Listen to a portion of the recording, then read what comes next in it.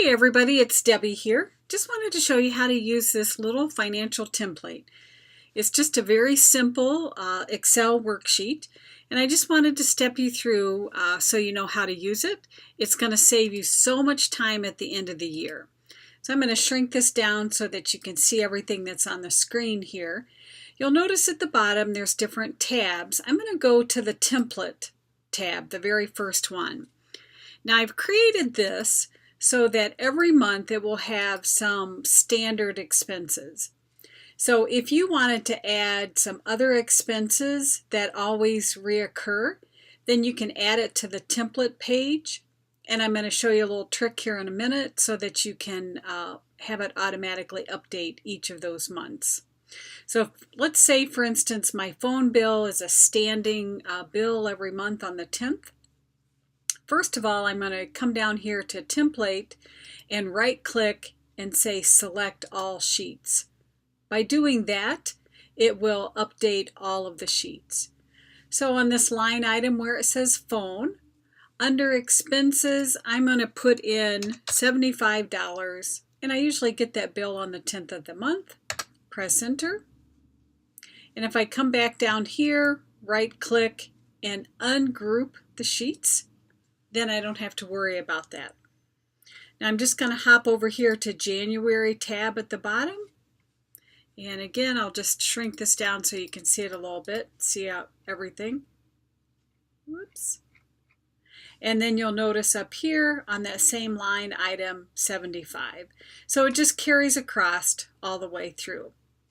Now, let me show you how to use this. So the template is there, one, so that you can quickly add something to every month if it's going to be a reoccurring thing. And it's also there just in case you mess something up and you need to recopy that sheet.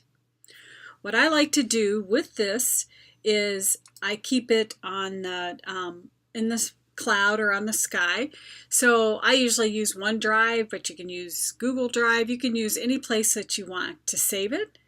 The beauty is by having it up in the cloud, you always have it available. So if you're working in a different office and you need to update the spreadsheet, you've got it there. So down here at the bottom, I've clicked on the January tab, and I'm just going to talk a couple of minutes about how I've set this up. So I've just put some place headers here. Office supplies, you may or may not have some weekly or monthly office supplies. But what I generally do is, so let's say I try to kind of put it on the date, but you don't have to, just put it close.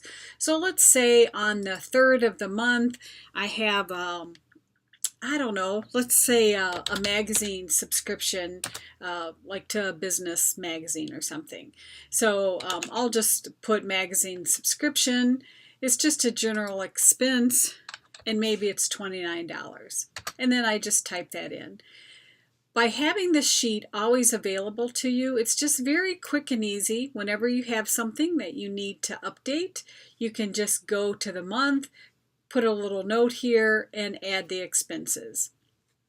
Now again, if these headings don't fit your business, then just go back to your template sheet here and modify those headings to whatever works best in your business. So I do some selling on Amazon and eBay, so I might have some expenses connected with that.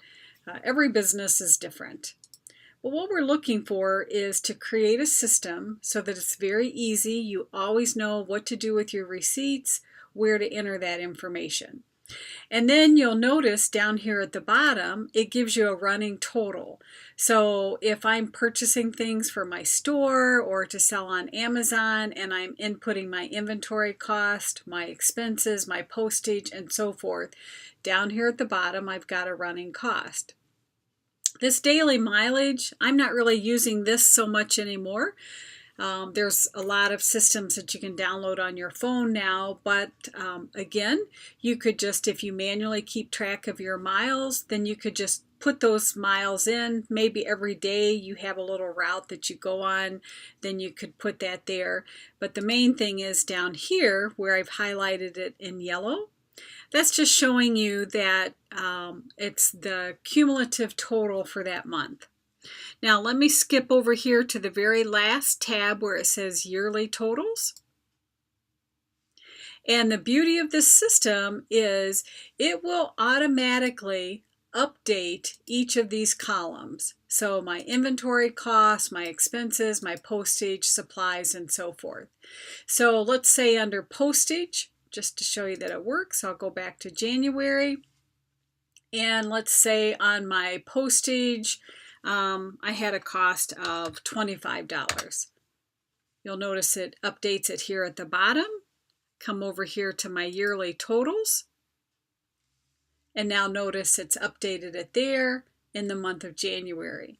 And then of course it gives you a running total at the bottom.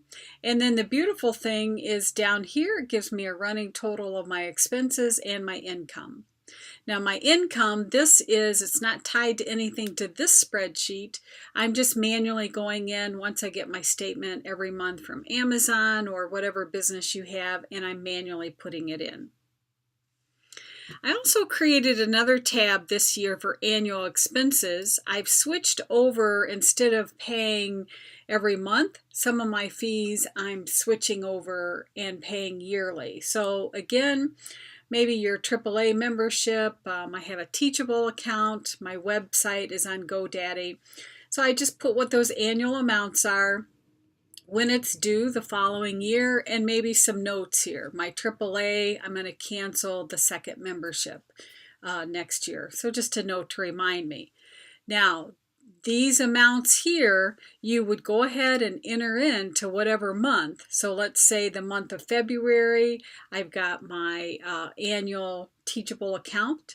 I would go ahead and put it here, and it would update it on my yearly totals. But the annual expenses is just a place for me to visually remember that, okay, coming along at the end of the year, these are my annual expenses. So anyway, come tax time, all you need to do is come to this yearly totals, and you can print this out, and you've got a nice little spreadsheet that you can give to your accountant or use when you're doing your taxes. So I hope that's helped you. Feel free to reach out to me if you have questions, and I'm wishing you a very blessed day.